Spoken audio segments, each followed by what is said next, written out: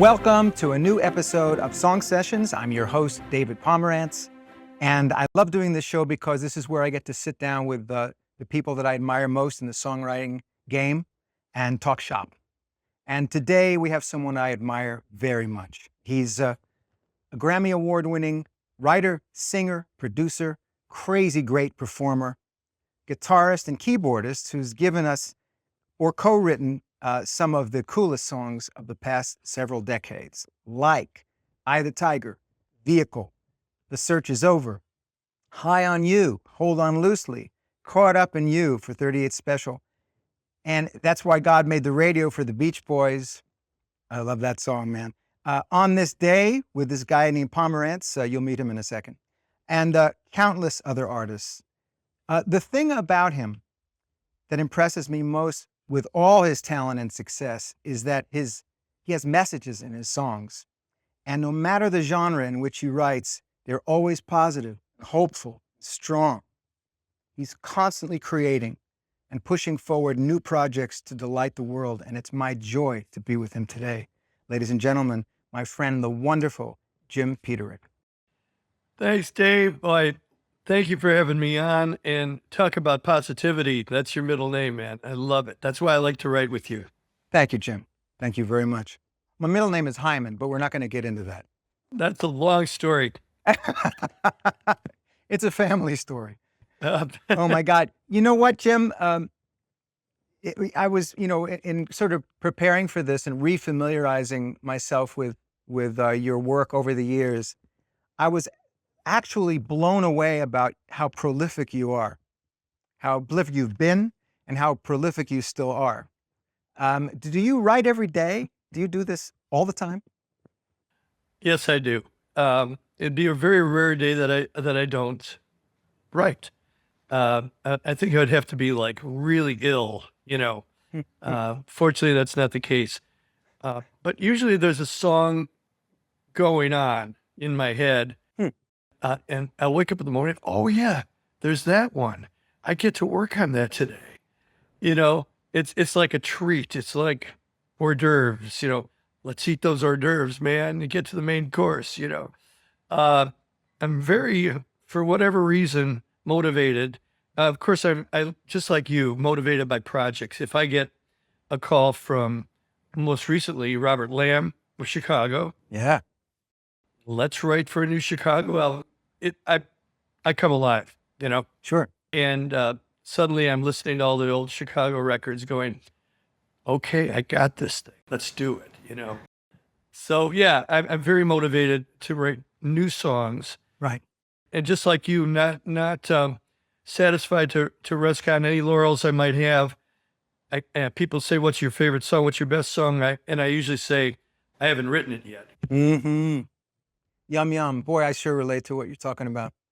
And, it's interesting you brought up Robert Lamb and these Chicago greats. And I'm just curious, there was a period of time there where all these Chicago bands, yours, the Ides of March and Survivor and Jim PETERIK Band and such, and there was REO Speedwagon, and there was Styx and Cheap Trick. Oh my God. And that was happening kind of at one time, one kind of a glorious Camelot-ish time in rock and roll lore. It really was. And what do you attribute to that? Were you all sharing ideas, or what was happening there? No, we were trying to keep the ideas to ourselves. And with this Chicago, we don't share here. No, we try. But really, it's kind of like a feeding frenzy when something starts. And that was like the second wave, because I was a part of the first wave in the mid to late 60s as well, with the Ides of March, and the Shadows of Night and the Crying Shames. Oh my God. Yeah. New Colony 6 and Buckingham's, of course. Oh my God. And then there was a lull, and then the 80s happened, and there was all the bands that you mentioned. Right. In between that, we sat around and twiddled our thumbs. Yeah, sure you did. Do you, it's interesting, you wrote a new song.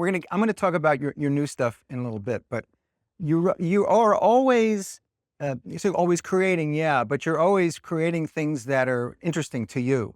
I feel that in your work. I always have, and in the newest stuff, like you wrote a new song called "Empty Arena." For those who haven't heard it, please listen to it. It's gorgeous, and it's an anthem appropriately, because that's what you do so beautifully. But also it's about with COVID times and such, and he says in the chorus, "What is the sound of one hand clapping in this empty arena?" It starts like that, and I'm in. It's a beautiful, beautiful song. Could you play just the chorus of that, just to share with? This is the sound of one hand clapping in this empty arena. That's about all I can remember. That's fine. No, that's great. It's great, and some cool chords on it. But my point being that it's a great song and a great record, but it's very now, and you're constantly inventing now, which I admire so much.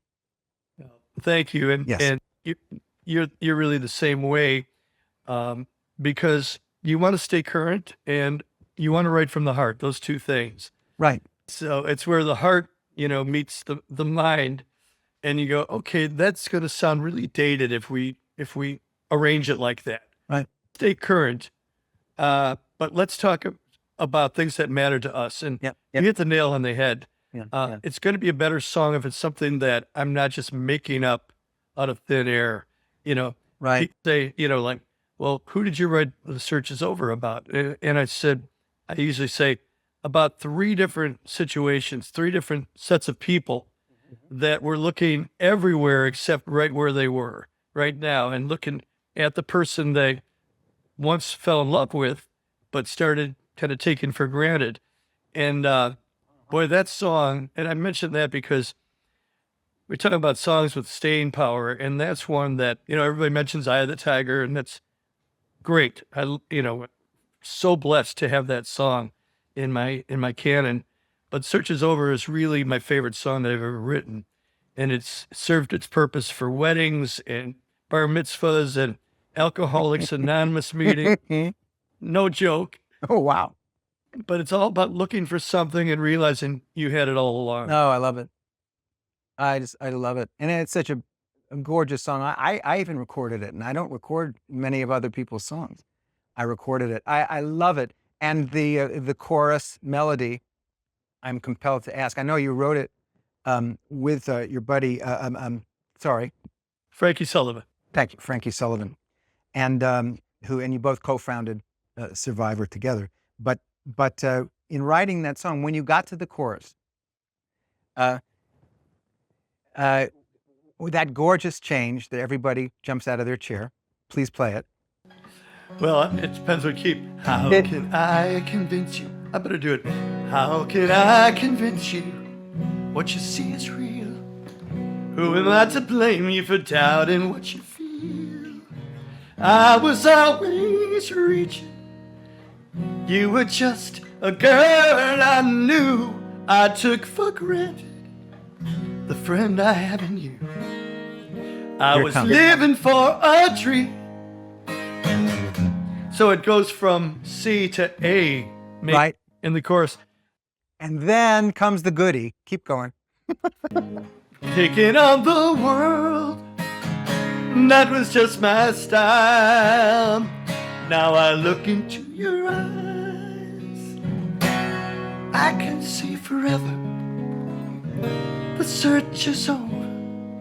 You were with me all, and we're back at square one. That's the while. When I look into your eyes and it's in a new key, you must have creamed your cream corn, yeah? Yeah, the corn was creamy. But I wrote the whole thing without an instrument in my hand, driving down the expressway. Oh. No, see, if I had a piano in front of me, I would have said to myself that's not going to work.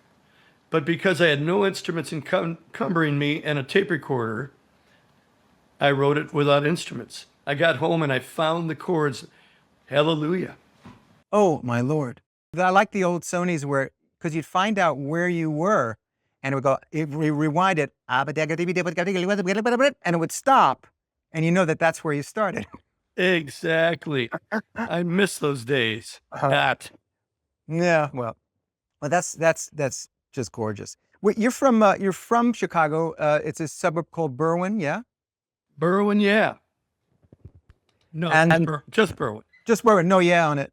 No, yeah. All the Ides of March were in like a 4-block radius in Berwyn. Wow. And sitting right there, helping me out with the tech side, Larry Millis of the Ides of March. Bravo. The leader of the band that made For You and Me. LAR, never mind. And we're still together. I've known him since 3rd grade. Oh man. You know? Did you ever have a bunch of friends like that, man? I did. I met them recently, but I haven't stayed with them like you guys. You're that it's always current, always current. You guys have been together. I mean, as the Ides of March, we'll talk about in a second, but when you had the big hit Vehicle in 1970, till today, like you say, you guys have been making music on, off, mostly on. Albums, new albums, not rehashes of old nostalgic things. It's thrilling. It's just great what you guys are doing. Yeah, we're really blessed. The original 4 guys, now 58 years together. Man. And, it's just crazy. We, like you just say number 42 and we know what joke it is. That's extraordinary. Extraordinary. When you grew up, did your parents, were they musical? Did you have music in the house or what? All of the above. My dad was a brilliant saxophone player, violin player, anything he picked up he could play, but sax is really his axe, Wow. And he played in a polka band called the Hi-Hatters, and they had music, these bandstands with the Hi-Hatters, And when I was old enough, I would go with him to jobs, not gigs, jobs. And he would be playing the VFW hall or a wedding or, bar mitzvah, whatever. Yeah. And I was there taking notes. And when I was old enough, I would sneak behind the bandstand and harmonize with them. And afterwards at midnight, all the band members, all these great Polish names and Bohemian names, we'd go to White Castle. And here's me, an 11-year-old kid, hanging with the big dogs, eating sliders. Nothing better. White Castle sliders. Man. One time, David, I did a promo for Epic Records because they learned that I loved White Castles. So they filmed me going into a White Castle. I mean, they set it up. I went in and I ordered 50 sliders. And I proceeded to actually eat 40 of them on camera. And then I was sick for 3 days. Terrible. Don't do it. Did you make any money from that? I'm just curious. Nothing. Zero. One of the old ladies gave me a hairnet, and that was it. Oh, that's yeah. Oh God, I love sliders. Not that much. So that's amazing that you were with your dad, and the guitar. Was that just the hip thing to play at the time, or was that something you were really drawn to? Because you play great keyboard too. Well, thank you. I'm really a guitarist that plays songwriters piano. I can't do a solo on piano. Yeah, like me. I can write a song, which is all I really need to do. Yeah. But I started on ukulele when my sisters taught me they were 12 years older than I was, 10 and 12 years older. And we'd go on family vacations and they had their 2 ukuleles and I wanted to see that. And they showed me chords and my hand was too small to wrap around even a ukulele neck. But when I was finally 5 years old, I could wrap around and I could make a C chord and maybe you were made for me. And we'd go down to Florida every year with my folks and we would play ukuleles all the way down to Florida. Wow. Best times of my life. Oh, how glorious is that? How glorious is that? What were you listening to when you were growing up? What were the, aside from your dad? Tell me those Great songs. Questions. Great question. My sisters were, really great Bobby Soxers. They loved everything. And every week they would come home with these little bitty 45s. And you're talking about Johnny Cash, Elvis Presley, Fats Domino, the Everly Brothers, Roy Orbison. The cream of the crop would be stacked up on the RCA Victor changer. We'd stack that thing so high they would be slithering off the top, you know. But there was always music in the house, and it was just, I was really blessed. Wow. Well, you've got all that stuff in your ear, all of those influences, but you've also got the old school in your ear, because I can hear in your chords, you know, you rock like crazy, and then you throw this Richard Rodgers thing in there, you know, so that's got to be in there, right? Well, yeah, I mean, the suspension chords, you know, I got away with a few and made big hits out of them, and that shouldn't have worked, you know, but I've got to have some back-rack changes in there, baby. There you go. Yeah, he was kind of God, wasn't he? Oh my God, the 3 Bs growing up: Bacharach, Beatles, Beach Boys. Oh yeah. You learn it all right there. Yeah. Were you a Beatle geek? Did you know everything about them? Did you? Oh yeah, oh yeah.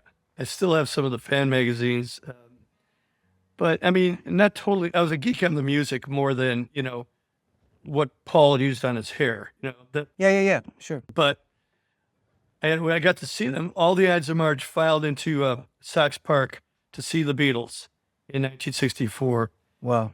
We sat there, couldn't hear a damn thing, but boy, they went into Babies in Black, and you could barely hear the harmony, and I just got goosebumps. That 3-part harmony blend, you couldn't not hear that.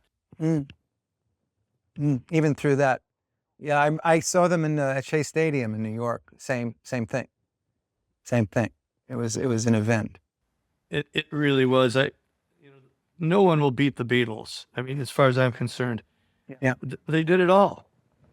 It's interesting too. Yeah, they sure did. And it's interesting just for a second on that, because it's also for me, it's such a deep thing for me. And it's the records, the recording. It's the recordings. It's what George Martin did. It's what they invented in the studio. And we've been blessed by the Sirius XM, you know, these days, you know, and there's a Beatles channel, as you know. And I listen to it constantly, and I study that thing. I'm learning constantly. And one of the things that I love most of all is how the engineering-wise, they would blend a sound like the acoustic guitar with Ringo's hi-hat to make one sound. So it's you know, I should have known better with a girl like you. And the jangle of this and the cha-cha of the hi-hat made a sound. And I thought, you know, and that was part of the thrill of what they'd done. Also part of the limitations of recording. Sometimes you had to put something on the same track, but it worked in their favor. Well, that's true, isn't it? Yeah. If they had 24 tracks, they wouldn't have had that sound. They would have all that crummy separation. That's true. Well, do you remember when the Beatles came to America and they had their American releases, Capitol, they stereoed these gorgeous mono records, right? Do you remember? Horrible. It was. That didn't work. I mean, fake stereo. I mean, stereo's bad enough, but the way they did it, it was unlistenable. Yeah. They put the vocal on one side and the drums were on another side. I mean, it was just horrible. Yeah, the only thing good about that is a band could probably work out changes a little easier, you know, because it wasn't all a big mash. Oh, well, that's true. You could transpose. So you got the Ides of March when you were growing up, and you played since 1964? You were playing together? Correct. Wow. Had our first hit in 66. You wouldn't listen to me. Number 42 on the Billboard. I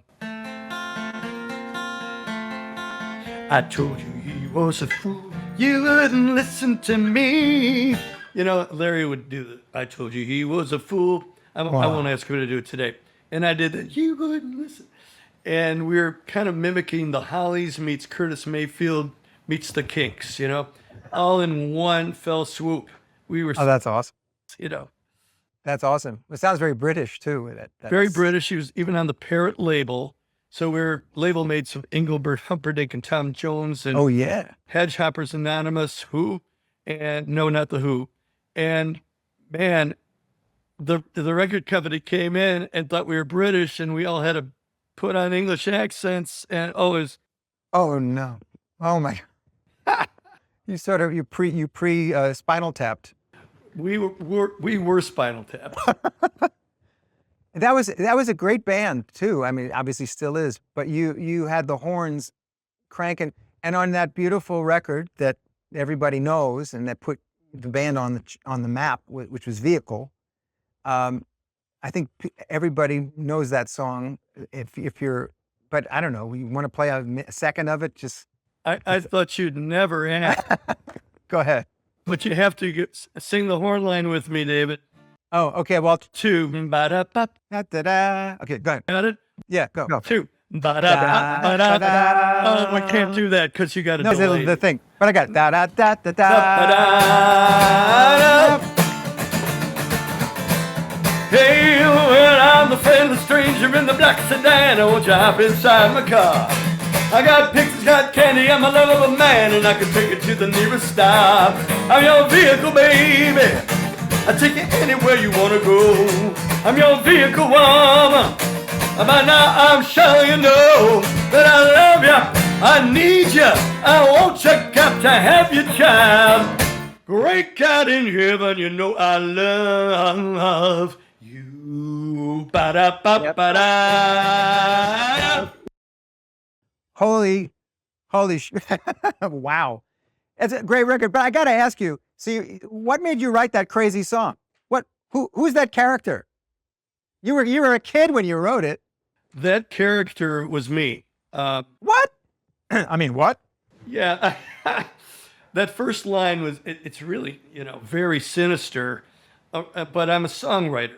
And I, originally it was, I got a set of wheels, pretty baby, won't you hop inside my car? Man, that's lame. And I'm sitting with my lab partner in senior year biology, and he was a stoner. He would come baked every day. Bill Greiner, he wouldn't mind me saying it. He's probably not with us, but whatever. And he PETERIK, look at this. And he showed me this anti-drug pamphlet that was circulating through the high school. And it had this little corny cartoon, you know how corny they look. And it was the black sedan, and there was this friendly stranger, opening the door, and there was a girl, and the badge was the friendly stranger, and there was the black sedan. All of a sudden, just like you, I'm a friendly stranger in the black sedan. Oh, won't you hop inside my car? Bingo! It's a character. It's a character. It goes bang. We got the magic first line and the rhythm of those words. It's like a rap song. Got the bunch of I didn't know what I was doing. I just knew it felt right. Yeah. Boy, it sure did. Well, it was like a huge, monstrous hit.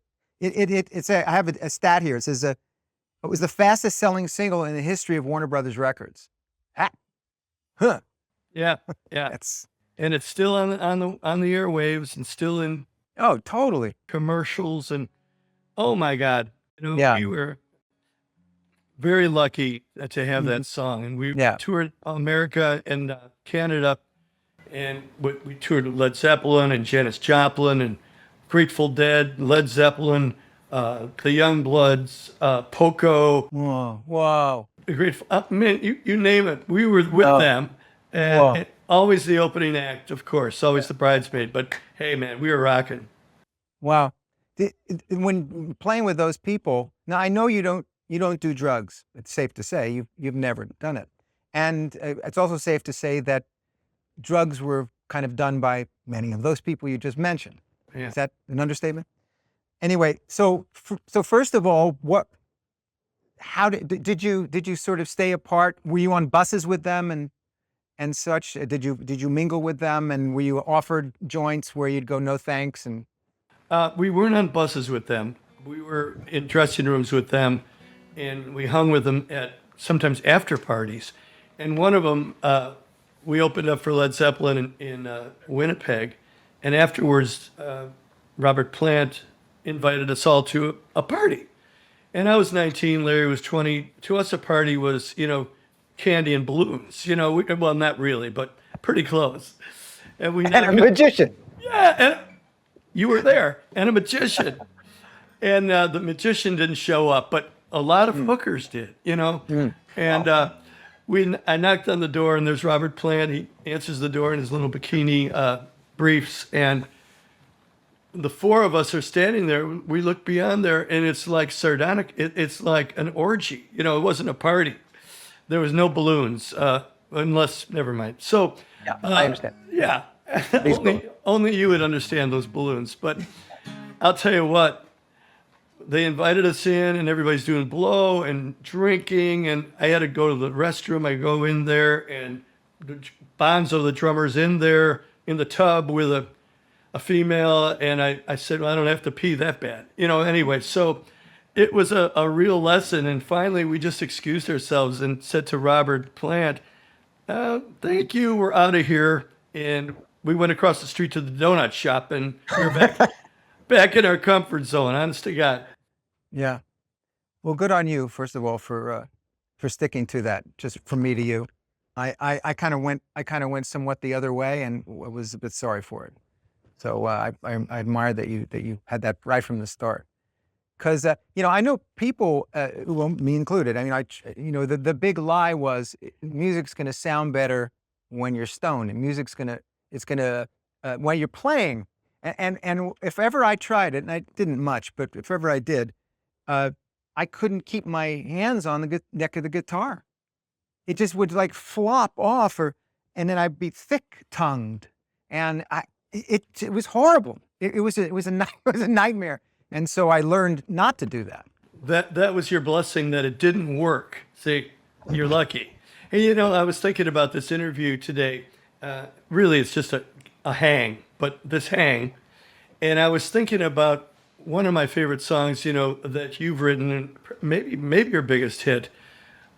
You talk about my opening sentence, I'm the friendly stranger in the black sedan, how about Doctor, My Woman? Come on, tell me the story of how you wrote Trying to Get the Feeling Again. Well, the short story is I wrote it for the Carpenters. Really? And it was an assignment from Warner Chappell. And did you know Ed Silvers, by the way? Of Were you course. there at that time? You did. I was on Yeah, his yacht. Oh my gosh. Well, we'll talk. He was a great man. For those who don't know, Ed Silvers was the president of Warner Brothers Music, and then when Warner Music and Chappell Music got together, when they merged, he became president. And he was a lovely guy, and he was a real publisher. He believed in his writers, and if he heard a song, he'd go to the mat for it. So anyway, so I wrote that for the Carpenters, delivered it, and I didn't hear anything back. I delivered the demo, and finally I figured they didn't like it, and it came as it came out. Manilow heard it and played it for. Bette Midler heard it, pardon me, and played it for Manilow, and he was producing her at the time. He recorded it, I recorded it, and strangely enough, that first line of which you speak was a different line when I first wrote it for the Carpenters. So with Manilow, it's Doctor, my woman is coming back home late today, maybe give me something.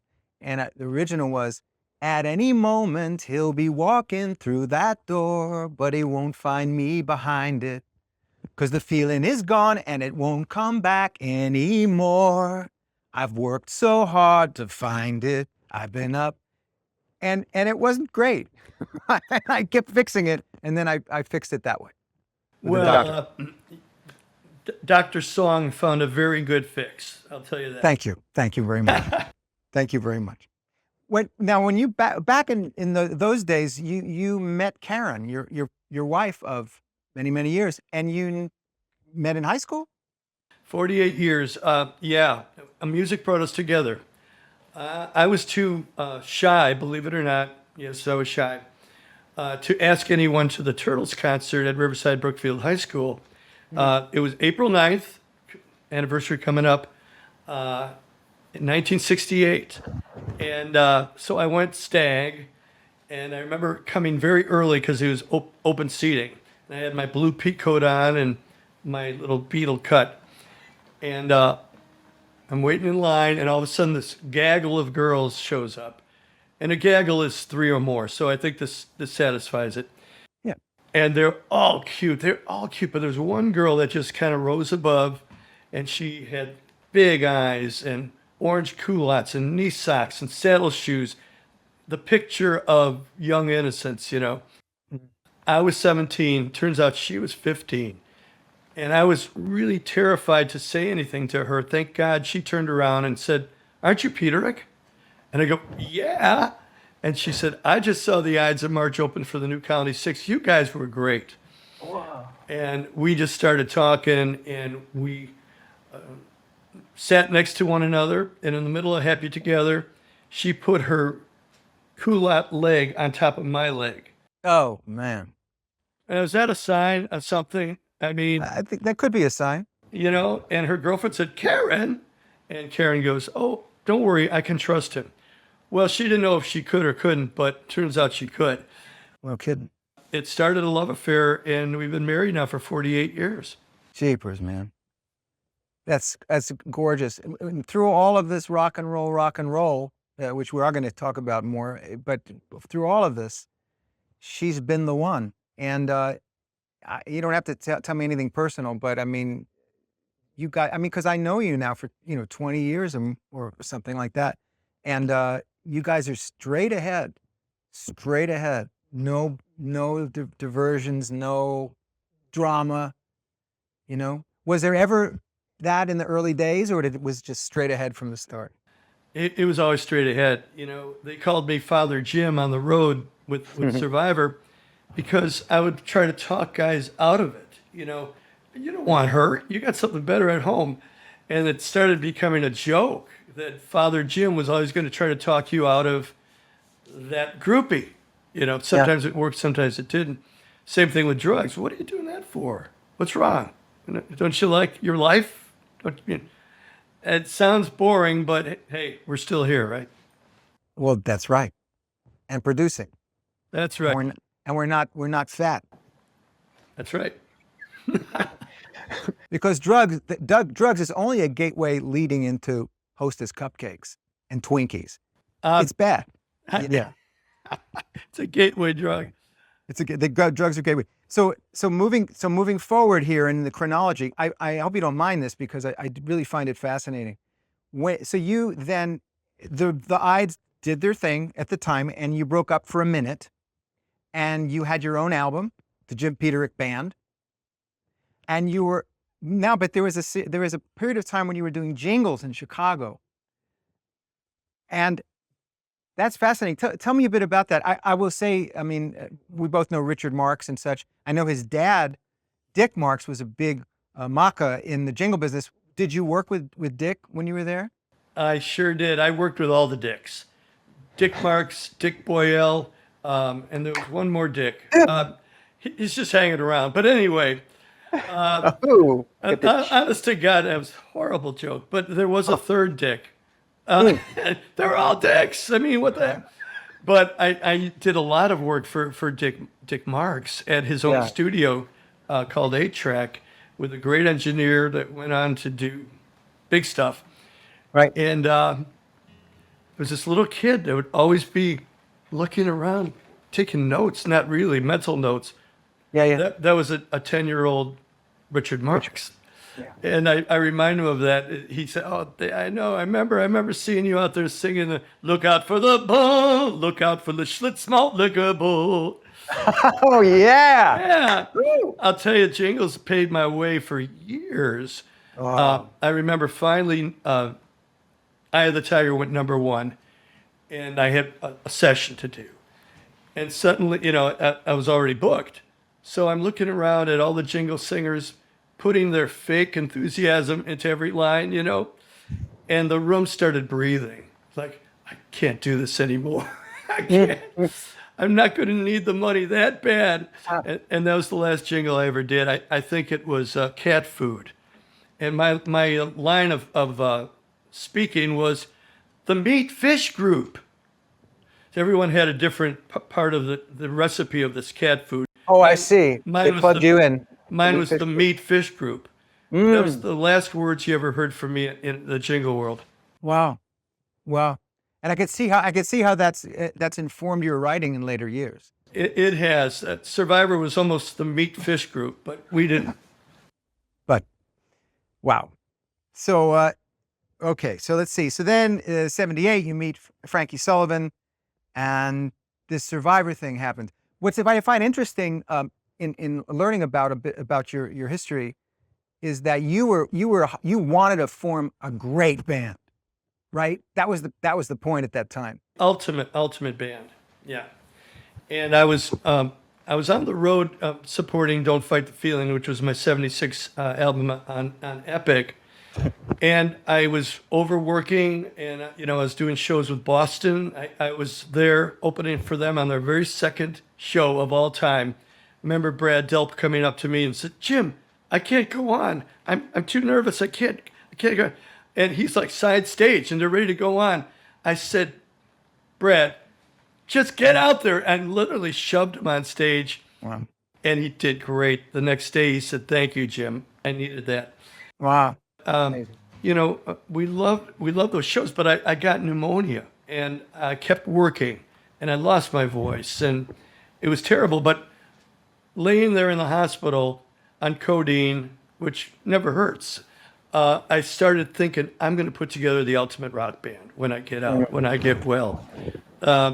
So that's what started happening. I started calling up all the people I admired in the Chicagoland area. Dennis Johnson and Gary Smith, the rhythm section of the group Chase. I worked with Chase. I see. So they were in that group. They were in that group, but no longer in that group. They were amazing. Dennis Johnson was one of these Jaco Pastorius guys, and Gary was a great drummer. And then I was doing jingles with a very quiet fellow named Dave Bickler. And I'll never forget Dave because he was always reading science fiction novels on the side of the studio.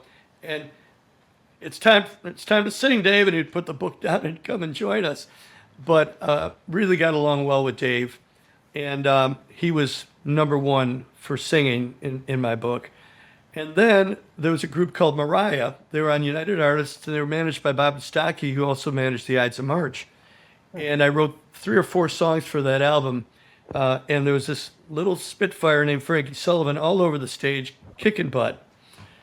So by that time, Mariah had kind of fizzled out. I wrote his name down. And that became the initial incarnation of Survivor. We started doing shows all over Chicago and building up a following, and it was just great. We cut our first album. John Kalodner, who came in, and we auditioned for him at SIR in Chicago, and we played him this new song that I insisted the band learn called 2020, and Frankie didn't want to learn it. I said, "Dude, we need one more." Kalodner made us play that song 6 times in a row. That song really got us our record deal. We all marched over to Nick's Fish Market and had a fillet on Kalodner, and it was just a wonderful day. Oh, glorious. Listen, that was your efforts paid off because, the songs were hits. They're beautifully done. But that's a great band. And the sound of that band. Oh, my God. Well, thank you. Really the sound of Survivor happened fully croissant, as they say in the beer world, when Dennis and Gary left the band because we asked them to. And Frankie and I went to LA to audition in rhythm sections. And we wanted to audition a cat named Mark Jubé that Frankie had played with a few times in Chicago, a real John Bonham kind of slammer. And coincidentally, we went to Flipper's Roller Disco that night with Fergie Fredrickson, the late singer of many bands, including Toto for one album.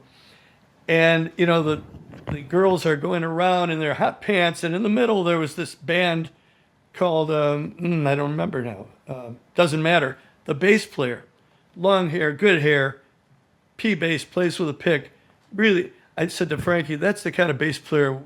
No, he says, That's the kind of bass player we need. I said, how about that bass player? So I dodged between the hot pants. And when they took a break, I said, how would you like to audition for Survivor? And he goes, who? Exactly. Well, anyway, he showed up the same day, same moment as Mark Jubé. And when we heard that rhythm section, Oh, man. that became the sound of Eye of the Tiger. Sledgehammer sound. Oh, yeah. It wouldn't have been the same with Dennis and Gary, as good players as they were. Yeah. No, I understand. Well, being a master rock guitarist, which is what you are, I was looking at some of the, see, hadn't seen some of the YouTubes. I only knew I knew the records. So I was looking at YouTubes, and you're playing keyboards on those records. Or were you playing keyboards on the YouTubes? I'm not sure. No, that I was relegated to piano. I say that because Frankie wanted to be the only guitar star on stage. Oh, I see. He wanted to be up front. Bang. He wanted to be only up front, and I kind of took a bullet for the team. When he was in not a good mood, no one was in a good mood. And a very powerful personality, and a very great guitarist, and a good background singer, and we co-wrote a lot of songs. But I moved back to keyboards and background vocals, and I forgot about my dreams of doing co-singing with Dave Bickler. There are remnants of it on the first album where we're trading off. And finally, many years later, when I put together Pride of Lions, right when I left Survivor, I resurrected my dream where Toby Hitchcock and I are doing the Dave Bickler, Jim PETERIK Cool. boogie. Cool. Very good. Thanks for answering that, because I was wondering, it's like, what's he doing back there? He doesn't belong back there. And plus and plus you wrote those amazing songs. Well, so I'm going to just name some titles for our viewers here. So not only were you writing for Survivor, but you were writing for 38 Special. And these iconic arena rock records that are just, records like, Caught Up in You and Hold On Loosely, and even Wide-Eyed Southern Boys, I just heard. Yeah. But Caught Up in You and Hold On Loosely, those are like, you couldn't get, for that genre, you couldn't get more famous, and you couldn't get more iconic sounding. Those guitar things that, when you wrote that, I guess you wrote it with the band, yeah? I did.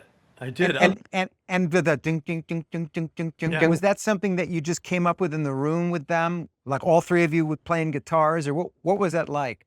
I'll tell you exactly how it went down.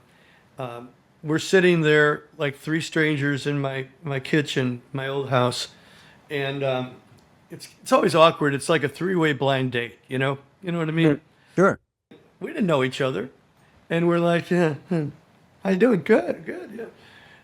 And finally, Don Barnes, he was sitting here. Jeff Carlisi was sitting here at our kitchen counter, and Barnes says, "Well, I got a title." Well, I looked at him with suspicion. Really? Oh, great. What's the title? Because I thought it'd be "I Love You Truly, Baby." I didn't know if he had any writing chops. He said, "Hold On Loosely." I perked up. I go, "But don't let go." My wheels are turning. And then Jeff Carlisi goes, "Well, I got this little riff. It's kind of a Cars rip-off." And he goes,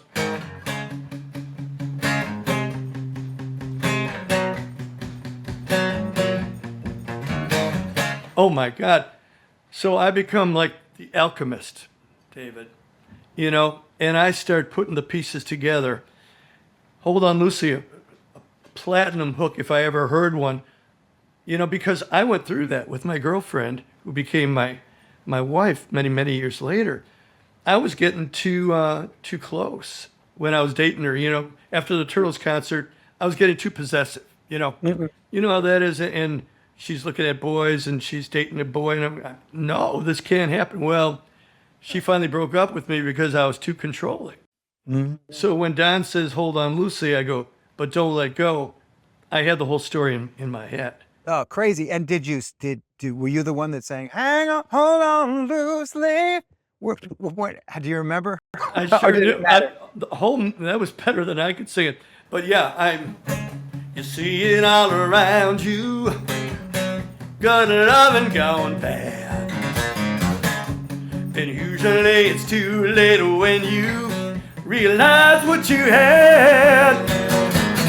My mind goes back to the girl I met long years ago, who told me just hold on loosely, but don't let go. If you cling too tightly, you're gonna lose control. Your baby needs someone to believe in, a whole lot of space to breathe in. Oh, yeah. The melody, the words, but if I didn't have that platform to leap off of, that's what writing's all about. Oh, Jimbo, but that's gorgeous. And the chord change into the verse, the B section of the verse, da, da, da, da, da, da, da, da, hold on, lose it. You just bang, bang. Bang. Man, that was mad. Gorgeous construction. Thank you. Gorgeous. I don't think people understand it or realize it or appreciate it. Not that they need to. Well, but you worked at that. Hopefully they don't notice anything, Well, you're right. That's right. It's like a good movie. You see these movies is like, and you get every once in a while I'll watch a movie and I'll get whacked with the idea that 150 or 200 people have worked on this thing.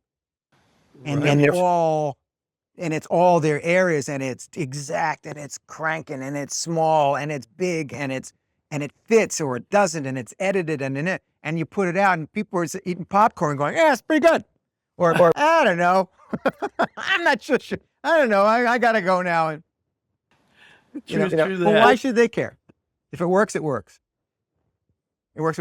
And so anyway, so then the big hits came for Survivor. Eye of the Tiger. Did Sly Stallone call you up? Hi, Jim. Hey, Jim, what's happening? How did that happen? You do a worse imitation than I do. Oh my God. I'm doing a New York. Not really in New York. Yeah, but you're an octave high. I'm a what? You're an octave high. Oh, sorry. You do it. He's from Philadelphia. That's why I don't know it. Oh, no wonder. So I get home one day. No, I'm not him yet.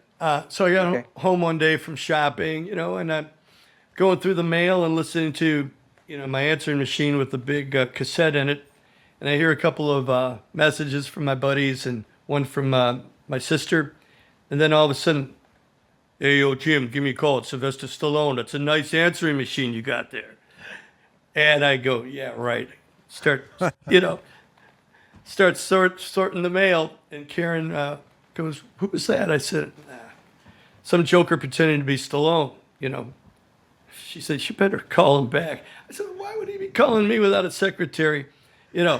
So finally, I called the number. It was a 213 area code. That was a good sign. Yeah.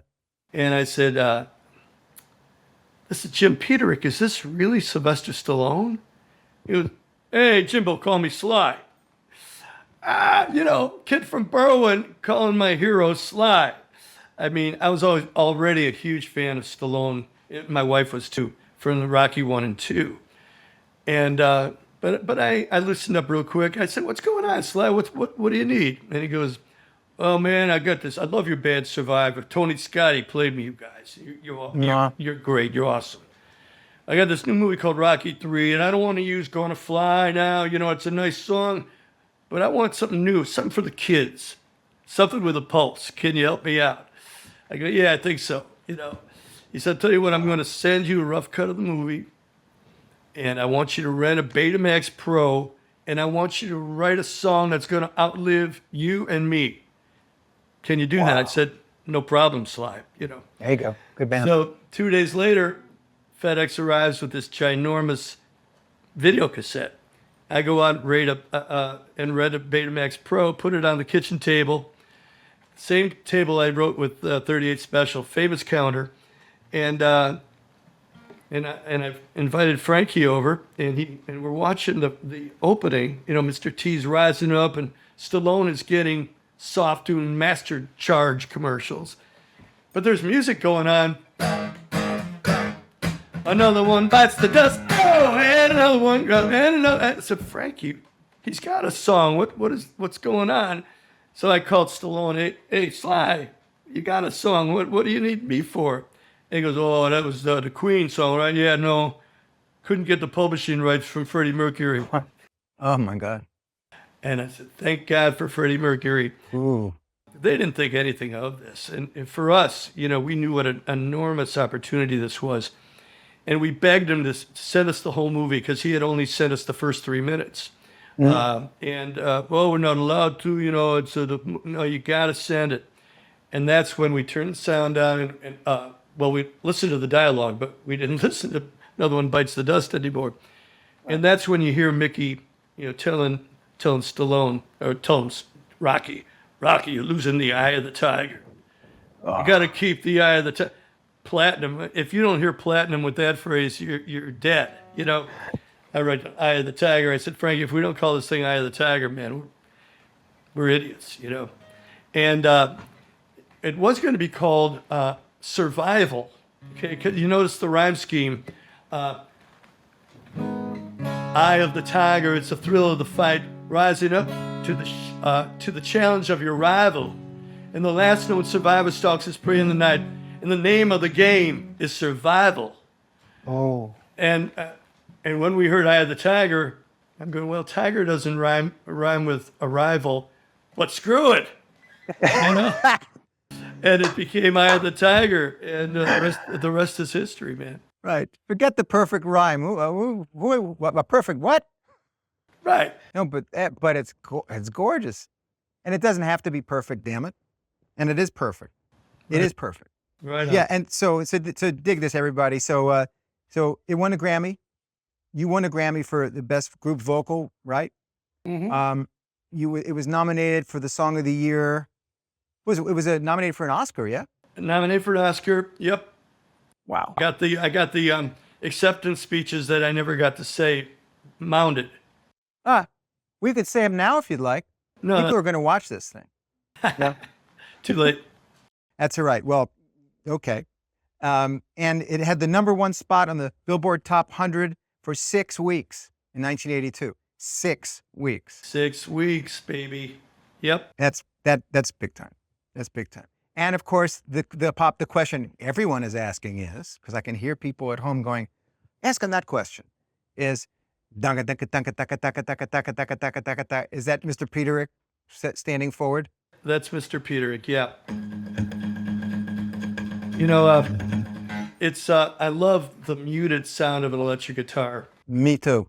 And the bop, bop, bop, bop. I was just trying to time the chord slashes with the punches, and I got it perfect. If you watch the movie, I watched it a few months ago. We got it perfect.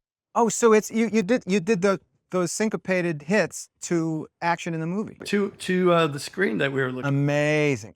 Yeah. That's amazing. Yeah. That's amazing.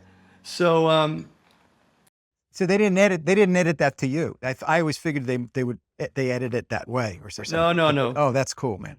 It was cool. So that was one of those moments.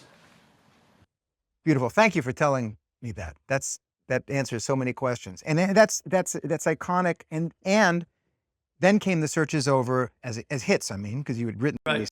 We talked about that earlier, which is a classic composition. And High on You, which is a great melody.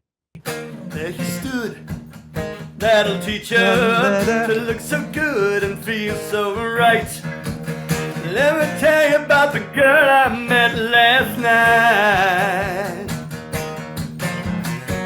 It's understood I had to reach up, let the wheel of fortune spin. We were high before the night started kicking in. Now I'm higher than a kite, I know I'm getting hooked on your love, yeah. Talking to myself, running in the heat, begging for your touch in the middle of the street, and I can't stop thinking about you, girl. Oh man. So, hey, PETERIK, when you write something like that and you're done and you're with yourself or the guys you wrote it with, I mean, you got to know, right? I mean, your heart is pumping and you're got a big smile on your face, right? There's no doubt about that. Oh yeah, no, there's no doubt about it. You know, right about that time when Frankie and I were writing Search Is Over, High on You, a few others, we were looking for a new lead singer. You know, we had that rhythm section down, you know, and we had our sound, and then Dave Bickler, the lead singer, who sang Eye of the Tiger, actually developed nodes on his throat, and it was serious, and he needed 2 years off. Well, we didn't really have 2 years, and so he was the gentleman and stepped back, but it left us without a singer. And I got a call from my ex-manager, Frankie Randazzo, Frankie Rand, as he anglicized it, and he says, well, there's this band out of the South, and they just broke up. And I can't remember their name, but they just broke up, so who cares? No. And they've got this really good lead singer named Jimmy Jamison. You want to hear? I'm open. So he sent me a copy of the record, the CD. And the songs weren't very good, but I could tell this Jamison kid had this certain sound in his voice, magic sound, you know. All he needed was a few melodies, and I knew it would soar. So we're holding auditions, and there's one bad singer after another. Finally, a really good singer came by, and we almost said yes to him, and but we didn't. And the next day, Jimmy Jamison came in, and we were just writing The Search Is Over, and I showed it to him, and he sang it back to me like he had already heard it. I said, Jimmy, where did you hear this song? He said, I never heard it, you know. He was a Southern gentleman. I never heard it. How do you know it? He said, well, I just got a good ear. I'll say you got a good ear. And the first time through that, then I looked into your eyes. We were in E flat, and he cracked on Ides, you know. And I said, Frankie, we better lower this a half step. And Jimmy said, well, man, give half a man a chance. Never forget, give half a man a chance. And so we tried it again in E flat, and he nailed it. And that was Jimmy. No, baby. He was a winner, you know. Oh, that's incredible. Give Half a Man a Chance is a great title, by the way. You might want to write that down. Yeah. Write it. If you're not, I'm going to write it down. No, we're going to write it together. Okay. All right. Well, that's amazing. Amazing. And then the other thing that I did, you know, I always loved Sammy Hagar, and I know you did too, and do. But I didn't know much about him before the Van Halen days. I just didn't have much concourse with his work. And then and I heard Heavy Metal, the song you wrote with him for that animated movie. Yeah. And it's such an interesting composition because it's got the verse is it's called standard. You know, it's a rock thing, and the chorus goes double time. Right. So you're going that and gat and get and gat and get and gat and gat and gat and gat and gat and it's I had never heard anything like that, and it works so beautifully. Did you have two different sections coming into that meeting, or? Well, you know, let me back up just a little bit. Please. John Kalodner, we mentioned him before. He was like my patron saint, a Jewish patron saint, if there is such a thing. And he put me together with Henry Paul and the Outlaws, and wow. One day, and many other artists. And one day he says, "Man," he didn't say "man," Jimmy. There's a band, you know. There's something I want you to write with Sammy Hagar. He's going to be a huge star, and we just signed him, you know. So I said, "Well, I like Sammy Hagar, you know, because I knew him from Montrose, and yeah. But I didn't know him, you know." He said, I'm going to fly you to Mill Valley, and you're going to write hits with him. I said, aye, you know.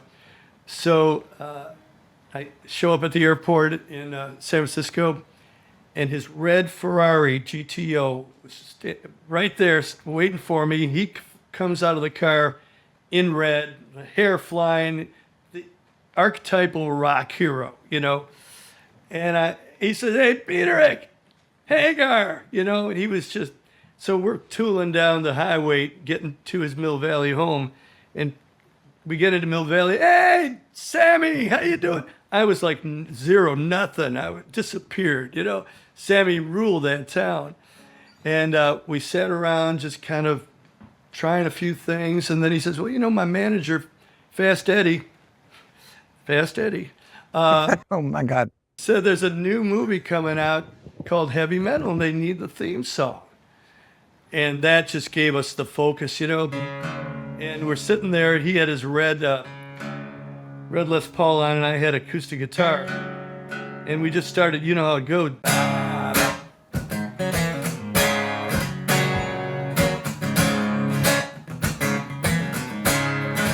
And I said, headbangers in leather, sparks flying in the dead of the night. And he goes, it all comes together when they shoot out the lights, yeah. And we just kept going and going, and finally, you'd see that halftime, and we were building up to about to explode, about to overload. It's your one-way ticket to midnight. Call it heavy metal, high and high, feeling just right. Call it heavy metal, desperation on the red line. Call it heavy metal noise, and back to the quad. You know what I mean? So Yeah.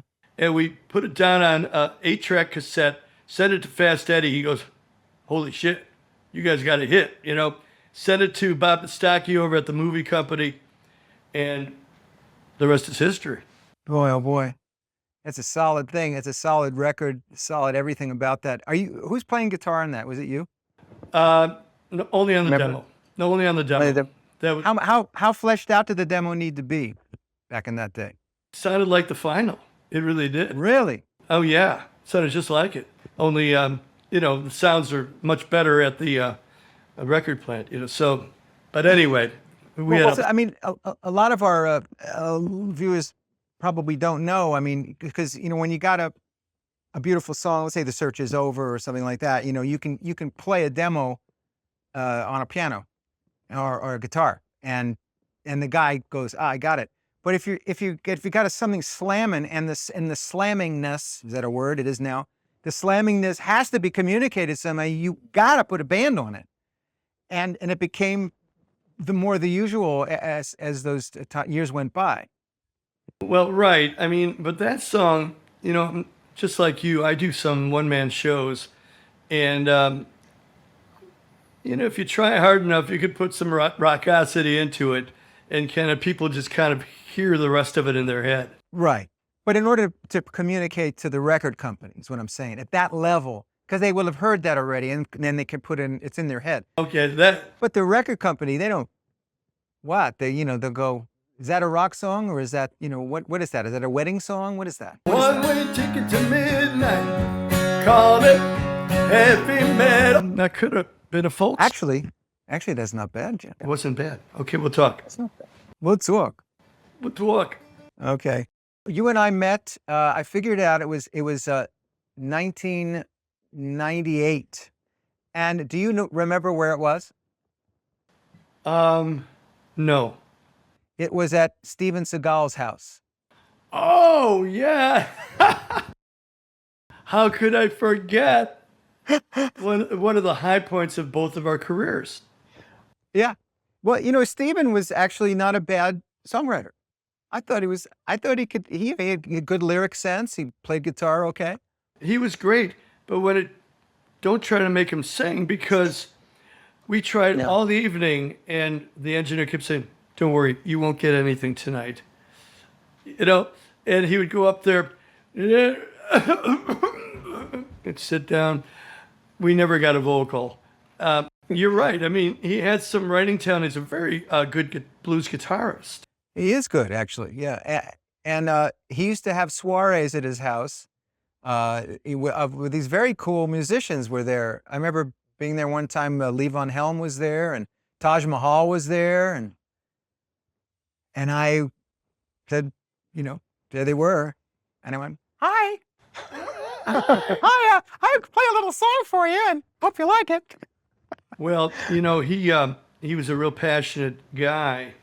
I think he could have done something if he didn't insist on singing. You know, if he got Taj to sing or David Pomeranz or somebody, but and he could play guitar and, you know, be Segal, you know. Yeah, yeah. But he was all right. He was all right. But anyway, that's where we met, and then we sort of wrote a few things together. One of the songs that we wrote, I do want to mention, is this thing called "On This Day," and it's a great song. And we recorded it in your studio where you sit right now. And Larry was the engineer, and Larry was the guy that engineered and yeah, and produced and everything.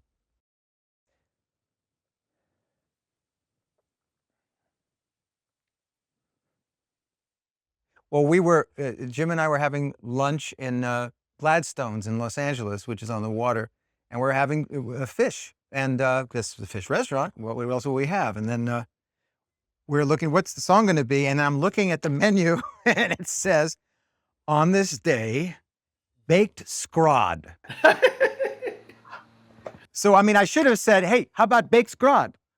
see, that's what makes you a genius. You didn't say that. I can differentiate. I have those powers. So I went, so on this day, and then we wrote it pretty quickly, as I remember. We played it on, my wife Kelly has a different memory as to how this happened, but I do remember us, whether it was in the parking lot or, she's going, yes? On the car. On the car. We came out and started to pound the chorus in the parking lot. On this day, bang. I'm done for this Forever. Yeah. Bah! And then we went to my house and finished it there. That's how it You happened. know, nothing against your version because no one will top it, but that really needs to be covered by a ginormous star. I think it has the legs to be a big hit, you know. Yeah. I think it's right. I think it should be a big hit, and the record we made of it is great. Oh my God, absolutely fantastic. I love the modulation, a very clever modulation. Now, didn't that chart in the Philippines? It was a big hit in the Philippines and all around the world, with Filipinos know it very, very well. And the rest of the world has come to know it, but not like the Filipinos. The Filipinos kind of found that thing. And we never released it as a single. And I said to the record company down there, I said, you know, this is our single, right? And they said, no. And the people found it. They did. In spite of them, yes, as they do.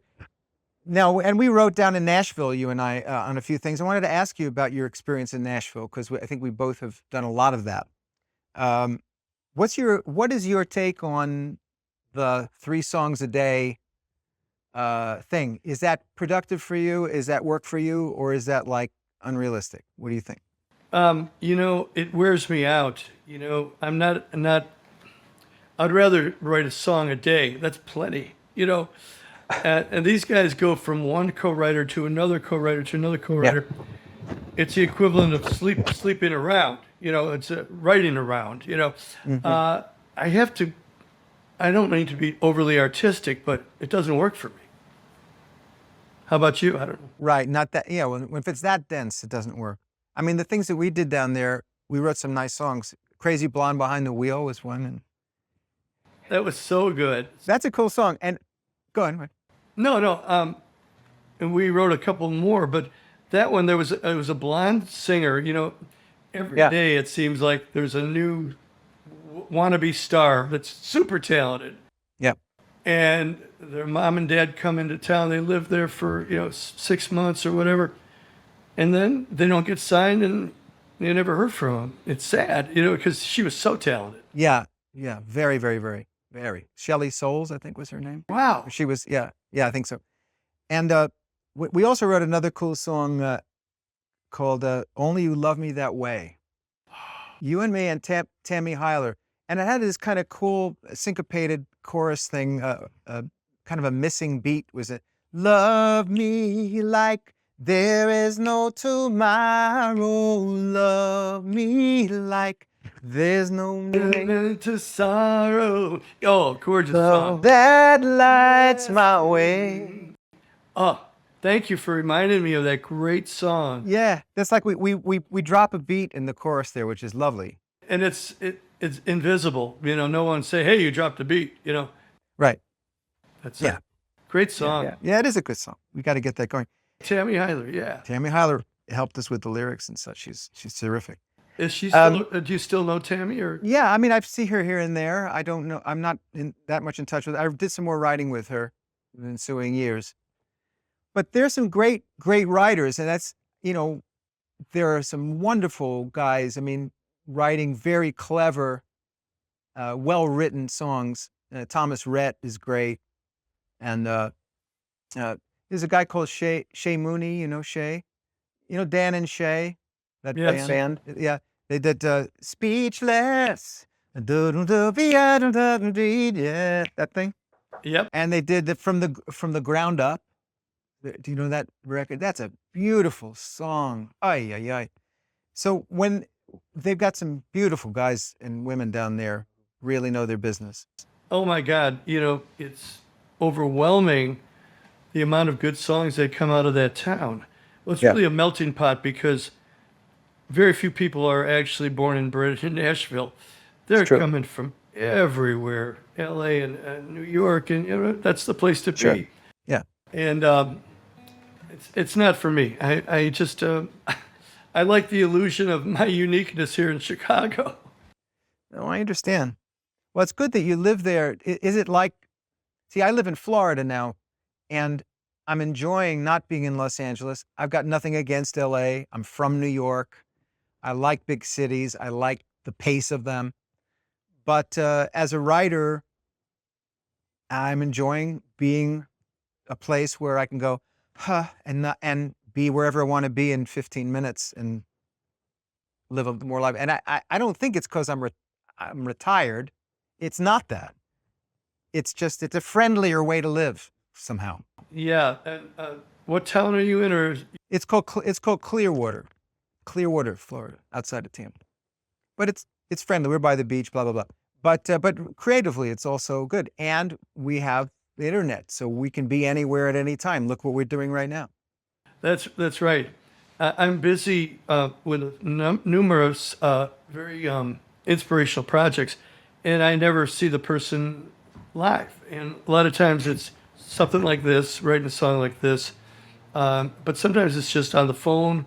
Sometimes it's sending email files, and I'm writing with, the real fun thing I'm doing now is writing with the guys from Chicago, mainly Robert Lamb, who's just responsible for so many huge hits, 25 and 6 to 4, and Yeah. on and on. Does anybody really know what time it is? Yeah, oh my. And he sang it great. too. A lot of people think Pete Cetera immediately, and he had a lot of lead vocals in a lot of songs. But Robert Lamb, if you look at the number of hits and number of songs he sang lead on, he had more than anybody. And a really great guy. We're writing some great stuff, and they're signed to a BMG. Oh, that's good. Yeah, I hooked them up with Joe Thomas of BMG, and he's producing the record. And Larry and I are mixing and writing, of course. I have about 6 songs in flux right now, so I'm knocking wood that some if all of them make it, that'd be nice. That'd be gorgeous. And so it's a Chicago album. Bang. It is. Oh, wow. That logo says a lot. I mean, Robert Lamb has done solo albums, but again, it's Robert Lamb, but it's Chicago. It's the logo. It's the that whole marketing thing. People have memories of Chicago. Sure. So It's what they call a brand, my friend. It's a brand. It's a brand. Exactly. But I'm writing with. Excuse me. I just finished writing with Dennis DeYoung, and Good. He's great. part 2. He lives literally, hey Dad, 3 blocks down. Nice. And so I walk over there. He walks over. No, he doesn't walk anywhere. He drives up in his Mercedes when we write. But what a talented guy! And he put out an album called 26 East about 6 months ago, and now it's part 2, 26 East. Dennis is just an amazing singer, writer, everything. He's putting out part 2 of this album, and I just saw the the video for a song that I didn't write called Misanthrope. And it's it's like Ben-Hur. I mean, Greg Bizzaro, I'll give him a plug. He's the top video guy in Chicago here. Wow. You know, I knew him when, and now he's working for Dennis and doing such great work. Oh, incredible. That's been keeping me busy. And Incredible. Tell us about Pride of Lions, because that you've made albums with these musicians. They're all your songs. They're incredible. They're very well. They're all upbeat. yeah, I listen to a lot of these songs, and I'm so impressed. There's a song on there called "Give It Away," which has a lyric. Could you just speak the lyric to the chorus, or you can sing it however you wish? But it's an important message. well, it's, you know, none of this stuff means anything. You know, see that car? Give it away. You know, let's get back to the real things, not the things that we hold on to, like they mean anything, you know. The things. The Yeah. things, yeah. It's, thank you. That's one of my favorites on that record, because it means something to me. I say that with a Lamborghini in my garage right below me. Which you're going to give away, right? Only if you want it. Okay. No, but it is a beautiful lyric. Could you just sing for us, or play, or say those beautiful chorus lyrics? I really shouldn't, because I'll get it wrong. Well, then start it from where you. Well, here's the deal. I could have been the richest man in the graveyard, Oh yeah. or a man that's rich in Faith. faith. Yeah. I could have been the richest man in the graveyard, or a man that's rich in faith. That's when I decided to give it away. Yeah, I love that graveyard line. Karen goes, "What is that?" I go, "You know, it doesn't mean anything when you're 6 feet under, man, you know?" Well, yeah, but the point is not the point of the song is not that it's bad to have things. It's good to have things. You've got beautiful cars. You've got 150,000 guitars. It's good. It's fun. You're supposed to have fun. Right. But at the same time, like you said, what is important? And what is important is relationship, communication, the stuff that you can't put in a garage. No, it's everything money can't buy. Right. One time Karen walked out on me. We don't have many fights or whatever you call it. But this time, and this is probably 15 years ago, we had such a row that she left and was going to go to live with her mother and father, at least for the time being, you know. And I was crushed, you know. And I look around at all my guitars and my jukebox, you know, and my cars, and I go, it's worth nothing, you know. It's meaningless. And it showed me how much that woman meant to me. That was the real deal. This stuff is disposable, but that isn't. And thank God, next day, we got back together, and all those things came back. But it was a real lesson in that. Well, you've expressed it beautifully in that song, just beautifully. You've got. I'll just name some more titles really quickly. The deal is, you've got to go get these records, guys. They're online. They're on Jim's website. They're on iTunes. They're everywhere, everywhere. And the band is Pride of Lions, and it's rock. There's a song in there called "You're Not a Prisoner," which just rocks like crazy. You're not a prisoner. Yeah, you were born to. Oh, that's one of my favorites too. Thank you. But what's the message? What's the message? You're not a prisoner. Yeah. You know, you can leave any time. You're free. Yeah. You're free. Free. Yeah. So think of it that way. I'm not keeping you here. It's all, yeah. And it also brings back the joy of, you know, deep groove rock and roll. And it's so joyful. It's so much fun. And there's nobody does that better than you, Jim. Nobody. I know you do a lot of things in a lot of areas, and compositionally you're like accomplished. And there's that thing that you do that I love. Well, rock and roll is my favorite genre, really. Right now, writing with, Robert Lamb, it's a little less rocking and a little more symphonic with horns, Nice. I find meaning in that too, because I'm a melody guy, and they're all about melody.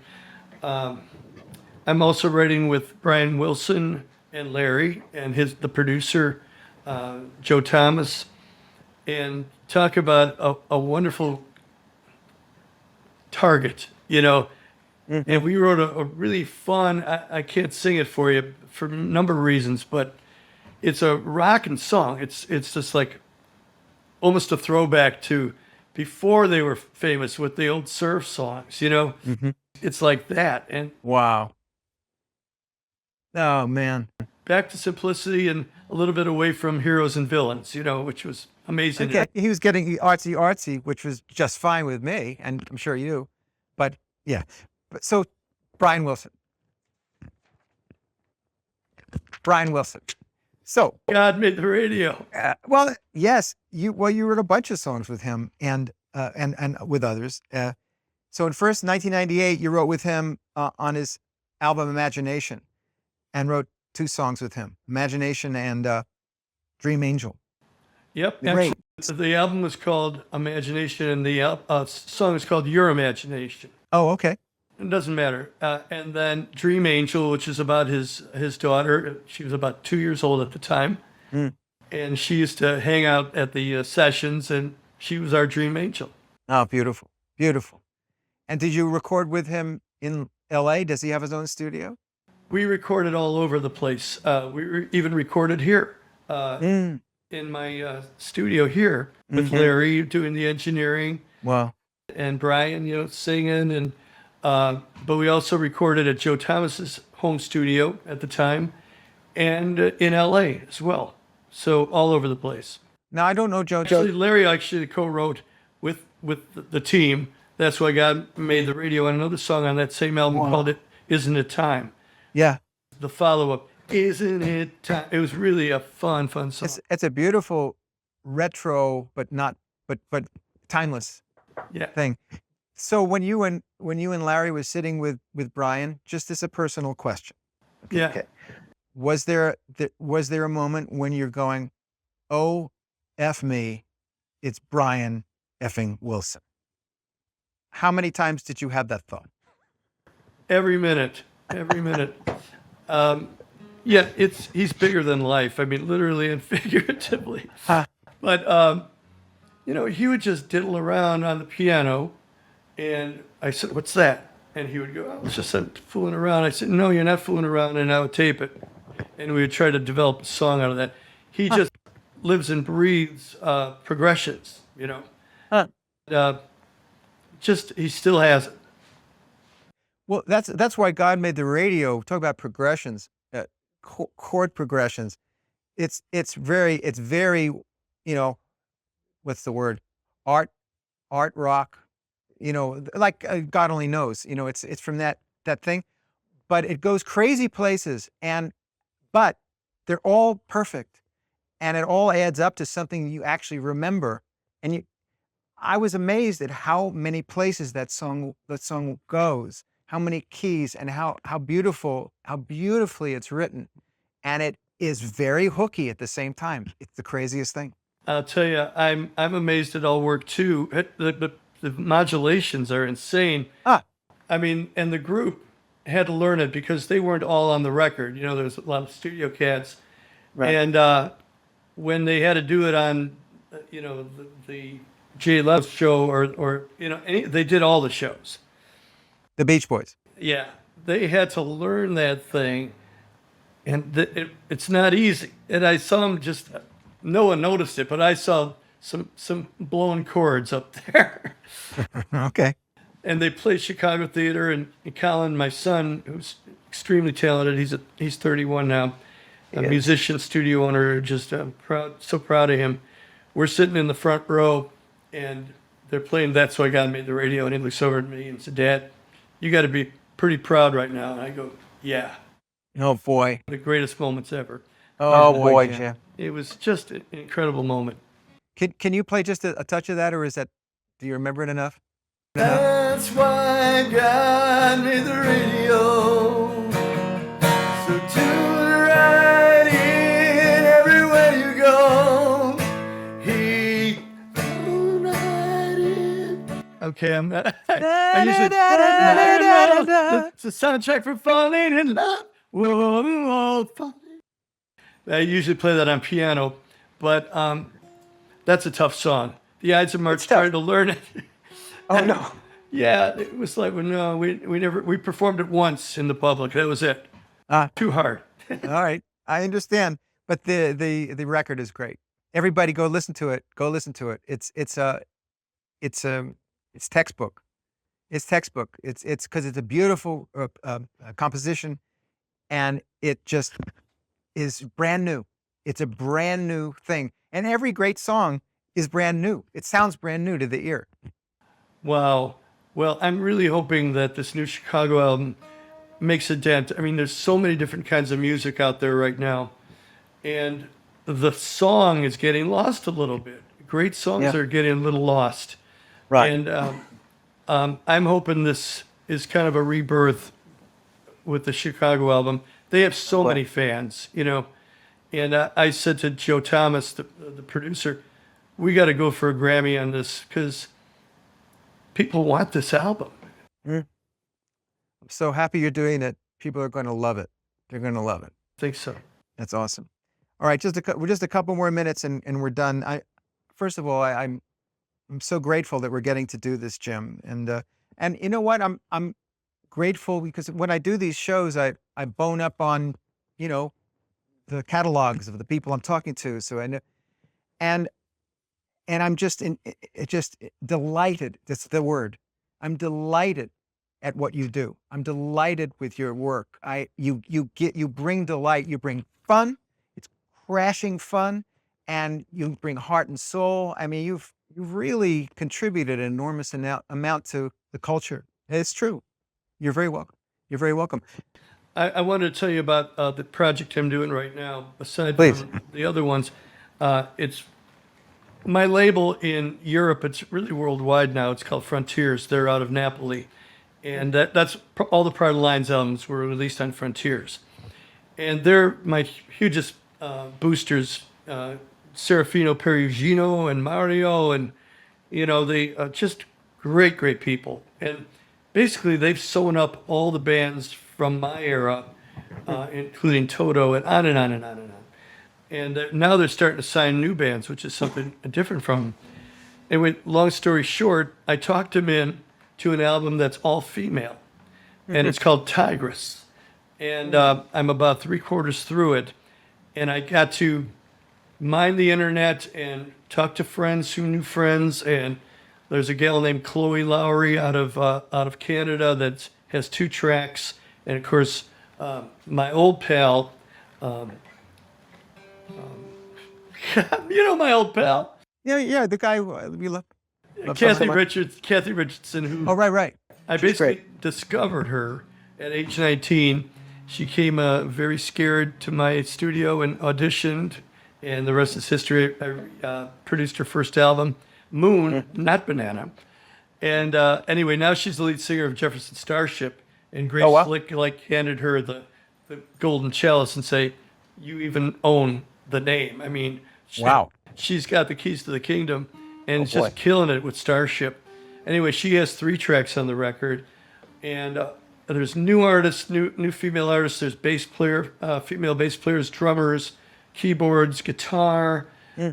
Jennifer Batten, who toured with Michael Jackson, is doing lead work on a lot of the cuts. And it's really, and the writing end is on me again. And again, it's kind of like my feminine side, you know, taking the forefront. And how would this girl feel about this? And it's a challenge, but it's also turning out great. Wow. How into the project are you now? About 3/4 done. Oh boy. Yeah. That's gorgeous. Yeah, I'll send you a copy. I'm really proud of it. Please. Yeah. There's another, if I may, there's another project that you've done called Life Force, which I heard. Life Force is this kind of old school, new school, R&B, smooth jazz concoction that Jim and these great musicians have come up with. And it's very different from everything you've done. Yeah. But it really gives a wink to, Marvin Gaye and Curtis Mayfield and, and beautiful stuff. There's even a great version of Eye of the Tiger on there, which I loved. I like that version. It's a smooth swing and it's beautiful. It's nice. And the main singer of that project is Lisa McLaury, who just a tremendous voice for that style. Really smooth, and she's gorgeous, and she's a great performer.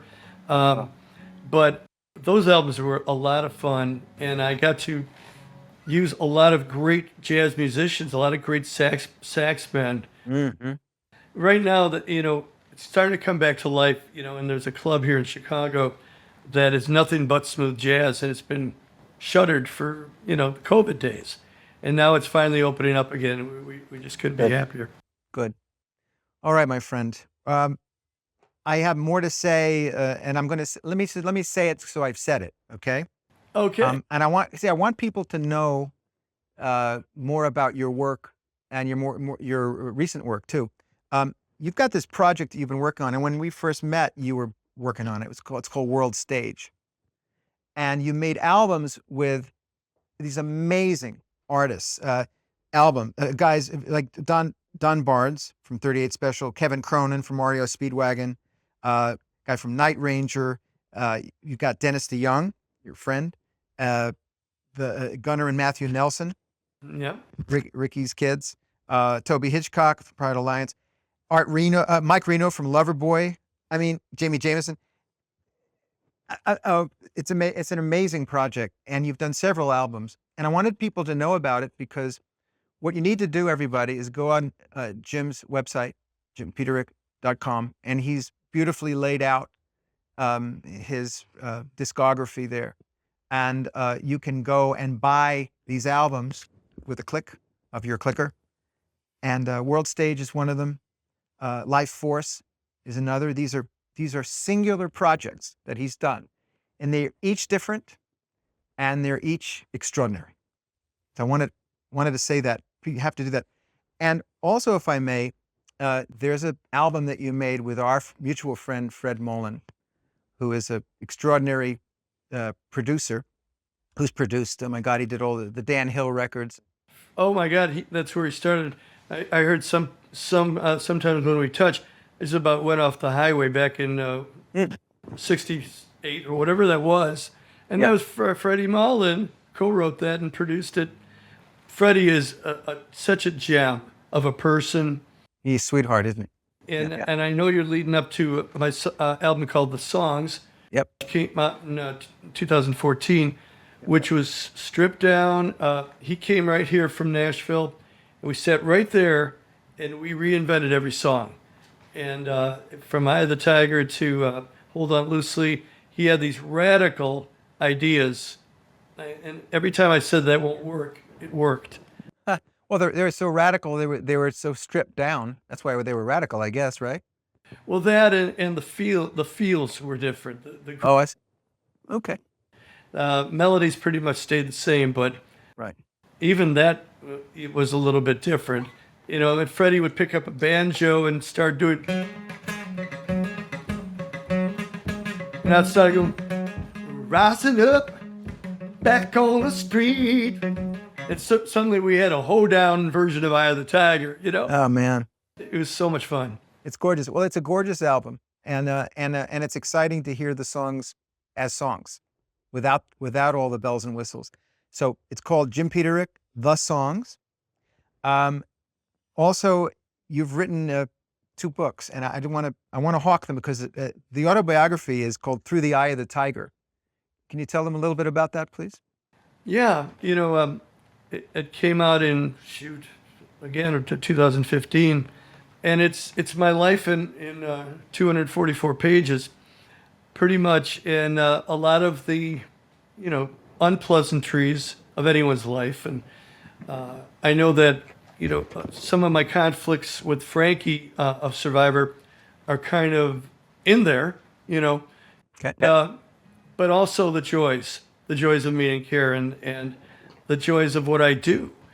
So all the warts but a lot of the sweetness too. Good. I'm sure there's a lot of sweetness and a lot of truth in there. So that's going to be fun to look at. Thank you. And yes, and the last thing I want to say is, or hawk on your behalf, because I feel so. Actually, I'm quoted in here, for God's sake. This is a book that he wrote called "Songwriting for Dummies," and this is great. And so, as I was reading, you've actually inscribed it to me when you wrote it, which is lovely. And then I was looking through it and noticing that there's nothing pedantic in here. There's nothing where he said, what you must do is da-da-da-da-dee. It's all suggested. This is Jim's experience of writing songs with suggestions and inspirational cues to take. For instance, we have 10 songs you should know. 10 writers you should know. And why? And it's Jim's viewpoint. And it's a great book, and it talks about melody, it talks about syncopation, it talks about that picadillo we referenced earlier about rhymes, perfect rhymes versus not quite near perfect rhymes, versus sure. Near rhymes. I must tell you, I heard a song made in Nashville the other day where they rhymed day with May. May. So it's not a near rhyme. It's a very far away rhyme. Day. It's crazy. Well, why May took hold. It's harder to sing me than May. It really is. Yes, it is. It is for sure. Anyway, Songwriting for Dummies. Pick it up, ladies and gentlemen. I get nothing for this. I get nothing for this. Although I should, right, Jim? We'll talk. We'll talk. Anyway, no, but it's great for so many reasons, and I could talk to Jim PETERIK and for another hour. I swear to God, there's so many things, there's so many notes I've taken, so many things I want to know. So maybe we'll do this again, Jim, if you're free. I would love that, and congratulations on this series you're doing. You told me, the people you've had on already. I was blown away. So keep going. People love to hear about those stories. Thank you. And it's something we want to keep here in the culture, which is let's not let that die. No way. I think the song is going to make a huge resurgence very soon. Yeah. Oh, the song has a song. You bet. You bet. We've got our Ed Sheerans, and we've got guys up there, who are putting it there. You got Ed Sheeran, and you got Ed Sheeran, and then there's. I did pause there. Well, there's Shawn Mendes. There's some great singers. Right. That put it there. He got the package. He's got the whole deal. He's got a package. The girls tell me he's got a package, but that's another story. No. Jim, thank you. Is there anything you'd like to say to impart to our songwriter watchers? What would you like to tell them? Don't give up. And I'll tell you what, everybody has a specific talent, and if you're a great lyricist or maybe you write poems, but they kind of could be songs. Find your counterpart. Find someone who is a hell of a guitar player but doesn't have a lyrical idea in their head. Bernie Taupin and Elton John did not do so badly, but neither on their own would have meant anything, or very little compared to what happened. Find your synergistic partner, the interlocking talent that you need. That's a great piece of advice. Thank you. Thank you very much. Mr. PETERIK, you are a treasure, and we're looking forward to more beautiful things from you. All right. And that Chicago album, man, that's gonna be slamming. Check it out. Thanks. Slammin' and lammin'. Slammin' and lammin'. Oh, see, that's how you are. You can use that. You're a rhyme machine. Thank you, David. Had a lot of fun. Thank you for your whole cast of characters. Thank you, my friend. Thank you. And thank you, Larry. So let me just sign off here before we actually... Thanking you. Thank you, Larry. So That wraps up another episode of Song Sessions. Be with us next time when we'll explore the universe of yet another master songwriter. For all of you hardworking artists out there, keep creating beautiful things for us. This world needs you now more than ever. Until then, bye-bye for now. This is David Pomeranz, and we'll see you again next time on Song Sessions.